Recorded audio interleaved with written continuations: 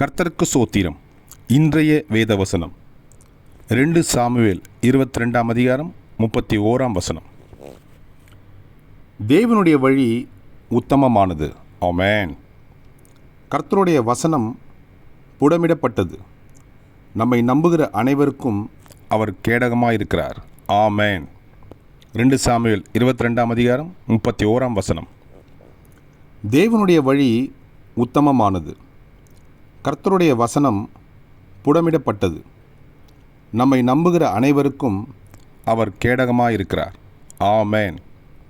2 Samuel 22:31. கர்த்தர் உங்களை ஆசீர்வதிப்பாராக, உங்களோடு கூட இருப்பாராக. ஆமென்.